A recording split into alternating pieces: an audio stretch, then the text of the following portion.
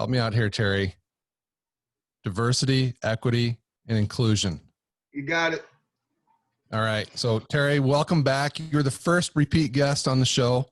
So I don't know how you feel about that, but it's a kind of a milestone. So hats off to you. I love it. Thank you very much for having me back. You're one of my favorite people to talk with as well. Appreciate it, man. So if you guys don't know Terry, go back and listen to episode 29. He dives deep into his story. It's fantastic. So hit the pause button, go back and listen to that, and then come back and listen to this. But Terry knows a thing or two about diversity, equity, and inclusion. Like I said, it's a conversation that we're not having enough of. And I'll just be honest, like I grew up in rural Nebraska. I had to drive 3 hours to Omaha to find anybody that didn't look like me growing up. Mm-hmm. So I know that I have some, we'll call them unconscious biases. Yep. But I don't want to, and I certainly don't want to pass that on to my kids knowingly. So I think it's important that we as leaders in our homes educate ourselves on this topic so that we can then in turn educate our kids, and hopefully, the next generation, we're not having to have this conversation. Yeah, that's so good. Maybe we do need to. I don't know. That's why you're here, Terry. That's so good, Mark. And we were chatting offline about something else. And because we're friends and we're brothers in Christ, we care about each other. And we start talking through a little bit about my work and where I'm at and who I am in the community and who you are in community and in our families. And it's so beautiful to be able to have a safe place to have healthy dialogue about our whole selves. And we had begun to talk, and I had begun to share with you a little bit about equity and a little bit about unconscious biases and things like that. And it's so rewarding and refreshing and beneficial when we are open to each other in that way to seek to understand. So I just commend you so much for just getting into this new space, uncomfortable space, and I'm uncomfortable too. And in that, we're going to grow together in this and help others grow. So this is all cool. Right. I got you. You got me. Let's do this. Woo-hoo. So tell us, maybe let's first start with defining what these are: diversity, equity, inclusion. So right now, when we look around our community, when we look around the country, and period, you've heard this term diversity. You hear about it in the schools and the numbers, the demographics growing. You're probably starting to hear a little bit more about equity and wondering what does that exactly mean. You probably have your own understanding of what equity is when it comes to the money that's inside of your house and how you can leverage that and make some different gains on the equity in your property. But what is this thing about equity when it comes to race? What's racial equity? What's gender equity? How is equity more than a financial term? And people are trying to figure that out. And then also inclusion. Inclusion you probably heard of before as well, and which is inviting people to the table and creating a place of belonging. And so all three of those things together is this sector and this study and this movement called diversity, equity, and inclusion. And we're talking about it in Sioux Falls, and it's important in Sioux Falls. 100%, man. So let's just go from there. I mean, what are we doing in Sioux Falls? And I don't know if what we're doing in Sioux Falls is also happening across the country. You would know better than I would, but what are those things? Well, we're having conversations about our differences. We're really recognizing that yes, we have a more alike than we do different, but we are all also very unique and different in our own ways. Whether that includes like where we're from, where we were born, where we went to school, our makeup and our family dynamics. We got single parent homes. You've got people who's been divorced. You've got all different type of experiences that people carry that are unique and different. And not that you won't find anyone to relate to who has that commonality, but it's coming into this space to recognize that we do have differences. And that's how I define diversity. Diversity means differences. And if we can begin, Mark, to help people to re-perceive diversity as more than just race, color, gender, religion, these things that sometimes can be triggering and activating and divisive. And if we can just embrace diversity as differences, we will then come to recognize that diversity benefits everyone because everyone has unique differences. So now as a leader, as an influencer, when you're hearing diversity, if you can wire in your mind that that doesn't just mean support for Black people, support for women, support for disabled, it means support for differences, and we all have differences. Diversity is good for everyone. So in my mind, or from my experience, you know, I sort of prided myself in the fact that I didn't see color. And I, for the longest time, I thought that was a good thing. That's how you should look at the world. And I, again, from where I was coming from, it was based off of a good place. But I know that when other communities hear that language, it's off-putting. Wow.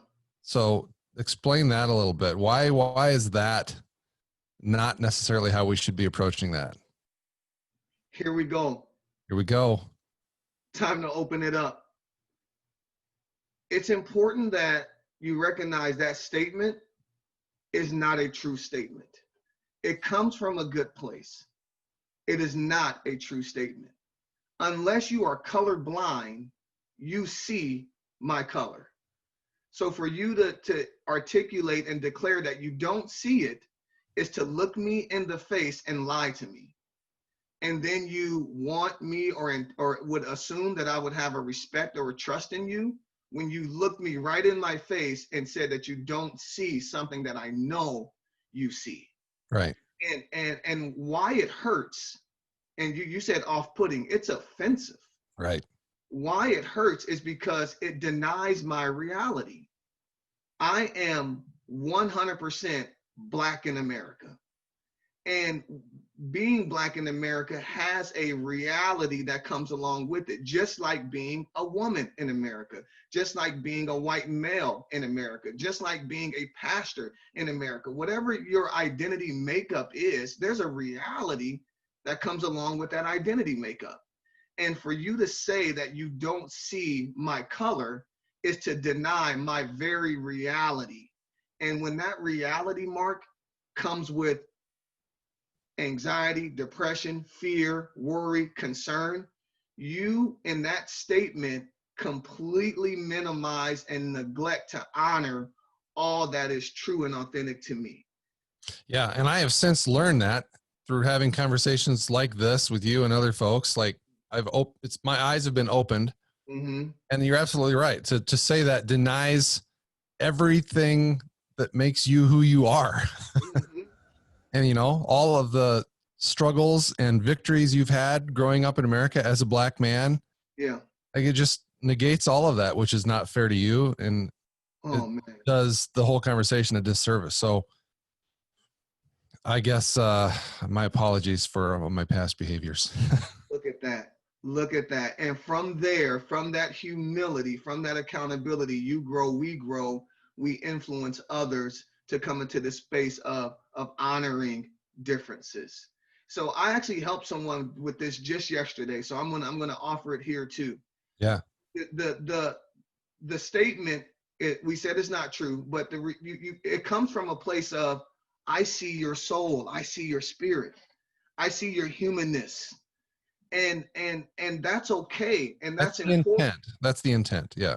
Yeah. And so what I would advise people to come into the statement of saying, I see your color, I see your gender, I see your role in the community, and I recognize the weight and responsibility and challenges that comes with that identity. But for me, what's more important to me is your soul, is your spirit, is your future. So now I make a statement that I see you and I honor you and I recognize the challenges. But for me as a person, I care more about your soul and spirit. I won't take offense to that. I am also a soul and spirit. I am also a father. So if you tell me, Terry, I see that you're Black in America, you know, being short. I see you.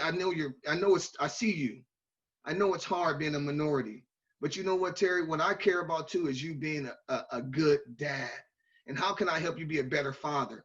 Now you honor my differences and address the thing you want to mold without negating, offending, hurting, harming me, and making me feel even more invisible and oppressed and marginalized, because that's what's happening with those certain demographics, Black, brown, gender, others. They feel marginalized, oppressed, and invisible, and there's trauma in that. And when you say you don't see me, you add to that marginalization, oppression, and invisibility. So knowing or understanding that there are lots of other folks out there like me using the same language, and you know, folks in the Black community have heard that for years, maybe their whole lives. Uh-huh. Are we at an impasse, or can the communities reconcile this? Yes, we can reconcile it. We can I don't reconcile. like using the word communities because that's divisive. Like this is where I'm like Working through. completely ignorant, man. Well, we can reconcile it with humility and accountability and commitment. The humility to recognize that I was off in my statement. I was well intended, but I was off. I was wrong. And you can have good intention and be wrong. And it's okay when that happens. What's not okay if you don't acknowledge it. So through humility, you recognize it, then you acknowledge it, and then you commit to just changing your language and addressing the situation differently now. Because when we're doing a culture change, a big part of culture is language, the language we use. And so now as I'm coaching, and I do this work, right? I do this work as the Herd of the Life coach. I consult, I teach, I educate, I help people to reshape their minds, thereby reshaping their language and then their interaction and behavior that brings us to a place of more inclusion and unity, even in our differences, because we honor our differences. We honor the diversity. And I developed this commitment for myself at 20 years old. I went into the University of South Dakota. I became a minority at the University of South Dakota. I was not a minority in North Omaha, Nebraska. I went to school and was surrounded with people that looked like me. But when I went to Vermillion, South Dakota, and I became one of few Black students at that university, I recognized that I was different, and I wanted my differences not to scare people, intimidate people, or frighten people. I wanted them to be honored and embraced, and I recognized that if I want that for me, I should do that to others. And then I became a fan of everything different than me. I love talking with small town people and hearing about their culture and the way they grew up and those different things. I love learning from those differences. If we can get there, Mark, if we can see a woman in a hijab, a Muslim, if we can see an immigrant from different parts of the world, if we can see a woman, if we can see a pastor, if we can see a homeless person, if we can see someone different than us and become more curious and less suspicious, holy buckets, yes, we can get through this together when we honor diversity and honor differences. I agree. I think that post 9/11, I think the challenge that a lot of America faces is there are certain communities of immigrants that are viewed as a threat. Let's be completely honest, you know, Mm-hmm. and that's Mm-hmm. not right. I'm saying that's not right, but that's Mm-hmm. just how it is. Mm-hmm. So short of just time, because time heals all wounds, Mm-hmm. so we're told. What can we do to get over that hurdle? Thoughts on that? Yeah. It's not allowing an incident to blanket an entire demographic. Right. That's the thing. I know many gentlemen, if we're being candid today, I know many gentlemen, white males, that are freaked out about being a white male because there's been some examples of white men who have done horrendous things. but they're like, hey, I'm not that person. I'm not that white male. I'm uniquely me. That's not fair of you to think that I'm just like everyone else because I'm white male. Same is true for black male. Same is true for law enforcement officers. Let's get a little more tender and sensitive into this space of law and justice, where we do work and see a lot of work. It's so hard. It is such a challenge to get some communities to honor law enforcement. The differences in law enforcement, the challenge there to receive their differences with honor and not fear. And we don't want one bad cop to blanket your perception of law enforcement. We don't want one, Hitler to blanket what it means to be white male. Nor do we want one incident of foreign terror to blanket an entire religion of people. I know some good Muslims, very good Muslims. I know good people who practice Hinduism, Buddhism, atheists. And we as Christians, if we are to be anything close to our Savior, then we engage with grace, with mercy, and with love. Yeah, 100%. Absolutely. I think, yeah, that's a good point. I think that if you call yourself a Christian, then you've got to step up and lead the charge. Everybody who calls themselves a Christian needs to be leading the charge in all aspects of this conversation, 100%. And embracing people and including people and loving people. So now we're getting into this place called inclusion. Yeah. Right, which means to let people in. So now we have to evaluate ourselves. Now that we've talked about diversity, how can we look at our inclusion behavior? Who have you invited in to your circle of association, social association, personal association, professional association? Who have you invited in? Who is included in your 24 hours a day? And who is not? Who are you willing to let in? Who won't you? Who when you see them, you go the other way? Who, when you see them, that you lean in? And we just got to do an honest evaluation about where are my biases? And I've got some too.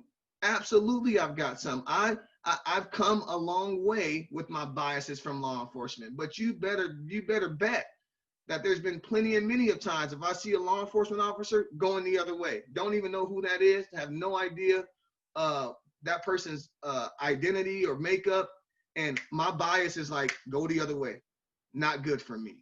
And we do that same thing with homeless people sometimes, or other demographics. And when you feel that unction to go the other way from someone, evaluate that. Because now this is a place of work to do for your commitment to inclusion. That's a good point, man. You have to be aware of those feelings and then, just pause and evaluate it. Ask yourself, why am I feeling that way right now? Yeah. If you're speeding and you're avoiding the cop, then maybe that's a good reason to avoid the cop. But if you're just avoiding the cop to avoid the cop, what's wrong there? What's going on? And same with the homeless person. And, the homeless person, that scenario, that's real, because quite often you'll run into people and they're panhandling, but again, put yourself, put your Christian hat on. They're just a person, and they may be asking money for the wrong reasons, or they may not be. Right. But we can, even a small interaction with somebody like that can make an impact in their life, right? So why avoid that opportunity? Huge.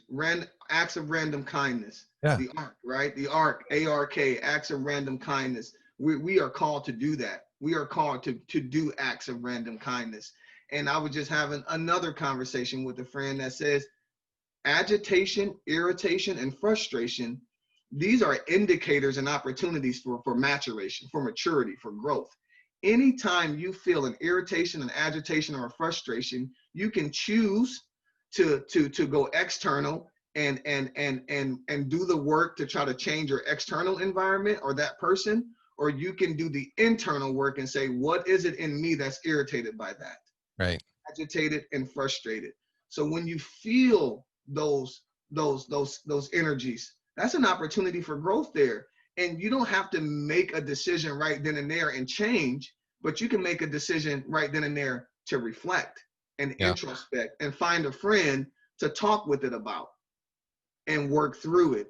I recently heard from Lenny Duncan. This community just brought here this really radical speaker named Lenny Duncan. He's a part of the ELCA church. He has a book called Dear Church, and he's challenging some things.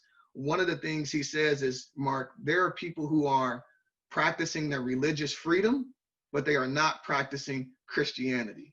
Yeah. It's different because Christianity is neighbor first. Christianity is neighbor first.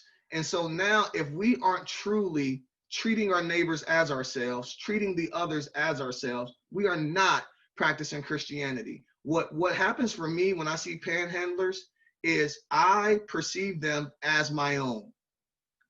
If that was me, what would I want someone to do for me in that moment? And I also challenge people to say, if that was your family member, if you were driving and you hadn't seen your second cousin in years or whatever, and all of a sudden you saw them on the side of the road, you would pull your car over and go say, hey, how are you doing? What's going on? How can I help? I love you. Well, this is the type of love we're supposed to have for strangers, for our neighbors anyway. Am I saying you should stop every single time? You've got places to be I get that. I'm saying challenge the perception that you're having when you're seeing these people who are down and out on their luck, and see them as yourselves, see them as your family, practice Christianity, include them in your love, include them in your grace. Yeah. And I think it's helpful too that if we seek out those opportunities to kind of put ourselves in those positions, right? Mm-hmm. So don't avoid downtown just so you don't have to run into these people. Mm-hmm. Go serve somewhere. Go volunteer. Like insert yourself into the equation. Mm-hmm. And it's going to help you spiritually mature. Yeah. If you hear about that so many times over the pulpit, that go and be the church. Church is not coming to the building to hear the word. That's discipline. That's diligence in seeking God's face to be filled up. That's not church. Church is begins when we leave. Yeah. Right? The hands and feet. Yeah, church is the hands and feet. Yep. So, what does that look like? When are you doing church? Because you're not doing church on Sunday at 10. You're going to hear the word of God. Mm-hmm. When are you actually doing church? Yeah, that's good. That's good. I know in one of our previous discussions, we were talking about inclusion, and you painted this visual picture for me that really helped me understand. And I'm not going to attempt to repeat it, but I'll see if I can remind you of what it was. It was they're trying to look over the fence. Yeah. Okay. Oh yeah. This helped me. And so if you guys are watching this, hopefully it will help you. If you're listening to this, Terry, maybe you can keep those folks in mind too. So here's what we're talking about. Can you see my screen there? I can. Yep. Equality versus equity. So we were talking about equity, and people are confused about this concept because people are so committed to saying that equal treatment is the intention, is the goal. Times have changed. Equal treatment is not the goal. Equitable treatment is the goal. And the definition of equity is the distribution of resources and support contingent upon the need of the individual's unique differences. So in this picture, you can see that there's 3 people who want to see the game, but they all aren't the same height. So if you give the community all the same amount of resources, equal treatment, you can see that that doesn't actually solve the issue for the person who needs more resources and support than others. The next picture is equity in action. you can see now one individual has more resources than another individual, but now everyone has equal access to that which is the goal, the pursuit of happiness, employment, housing, whatever that equal access is that we want people to have. We also have to recognize that some populations of people have disadvantages that don't give them the same ability as others. So now when you look at equity, you can see the distribution of resources contingent upon a person's differences in their demographic. Yeah, that's really good. And yeah, the visual just makes it crystal clear. So again, yeah, go ahead. Oh, no, what were you going to say? Really nothing of value, so go ahead. Well, I was just going to add that I also point out that in this picture, you can see the person in the middle now is paying a little more attention to the person to their right. In the first picture, no one's concerned about the person who's disadvantaged, whether that's physical disability, mental disability, some of the racial oppression and gender oppression that is historically factual in our country. Gender, race, disability, veteran, there's been some oppression historically in our country, and some people don't have the same advantages.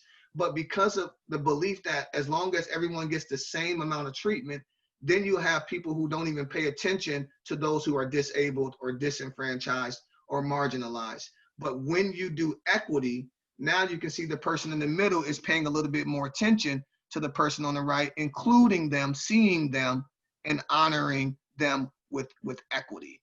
Mm. The other part of it is, what does justice look like? Justice, as you can see, is all three can see the game without accommodation, because the cause of the inequity was addressed. The systematic barrier was removed.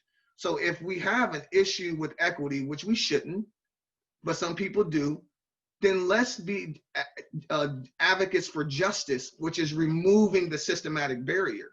So now when we're having conversations about systematic oppression, policies, procedures, and laws that block people from access, now we can get justice. We would accomplish justice by removing a systematic barrier, and then there's no need for resources because everyone has equal access because the systematic barrier has been removed. Mm. Man, that's good stuff, man.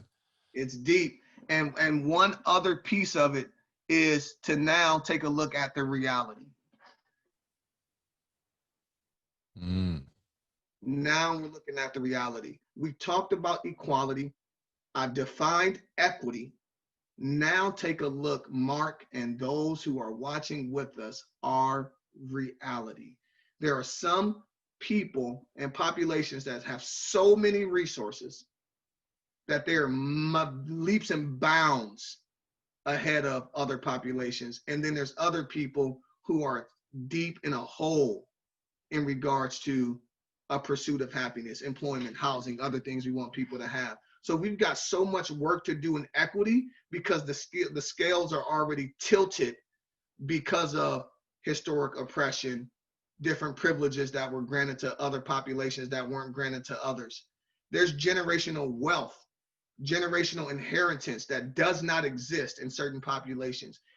I will be absolutely clear right now that I have not inherited anything from my family.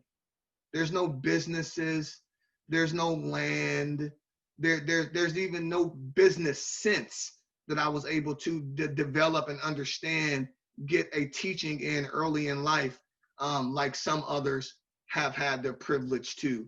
So when we have a conversation around privilege, which we didn't know we would bring up, but I'll say it now, it has to do with access.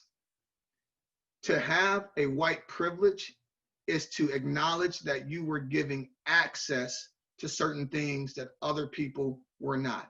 It is not a revocation of your work ethic or what you have earned through your own consistent discipline, responsibility, accountability, being law abiding. Acknowledging your white privilege does not revoke your work ethic. It does not take away from anything that you have earned, but it does recognize that because of your whiteness, that there are some access and privileges that you were granted that other communities were not historically in our country. And when you acknowledge that, you will see the inequity and you will become an advocate for equitable treatment, not just equality. You will start to embrace diversity and differences, and you will start including people without feeling threatened by them, that if I give them resources, then I'm enabling them, or I'm enabling them. Everybody's in this boat. We need to distribute resources, but we also have to develop individuals' capabilities. So there's people like me in this world that are also working with people who have been treated inequitably, and I'm building up individual capabilities. I'm teaching job skills, communication skills, resilient skills. We're all in this together, but I don't have necessarily some resources, financial resources to distribute to support. We're all distributing resources in this effort for justice, in this effort for inclusion, equity, and diversity. And together, we can really actually even the level the scales, because right now it is not, and it has not been for many decades and centuries. And we are just now together as Christians, as humans, trying to do the work to acknowledge the harm and hurt that has been done, and to make things right through equity, inclusion, and honoring diversity. Terry, it's good stuff, man. Thank you for the work that you're doing, and thank you for being willing to kind of guide us through this, what could be difficult to hear conversation for some people. So guys, if you're listening or watching to this, you know, if you've heard something that maybe you don't agree with, or you find yourself just kind of clenched up a little bit, just ask yourself why. Why is that? This is an important conversation that we need to keep having as men, as leaders in our homes, but as a society in general. So Terry, again, thank you for your work. I have no doubt that there's probably a lot more that we didn't get to today, but again, I think this is an important topic to kind of just raise awareness and get it out there so people can be talking about it and thinking about it, because that's the way we're going to make change. Absolutely. Thank you so much for doing this, Mark. You're leading by example. You're sharing your space, your platform, your accesses. You're lifting up a diverse voice right now with honor, and this is the work that needs to be done. Me to you, and you to me. Together, we all have different privileges. There's privileges that I've had that you don't have, but it's just about sharing in those spaces and places. So I am available for more conversation, to businesses, to churches, to youth groups, you name it. My call is to be an educator in this space, an inspiration in this space, at the Hurdle Life Coach, Facebook, LinkedIn, you name it. I'm here to help, and I'm so grateful, Mark, that you invited me to be on this space with you. You bet, man. We'll link to all that stuff in the show notes, and thanks again for your time, man. Appreciate it. Got it. God bless.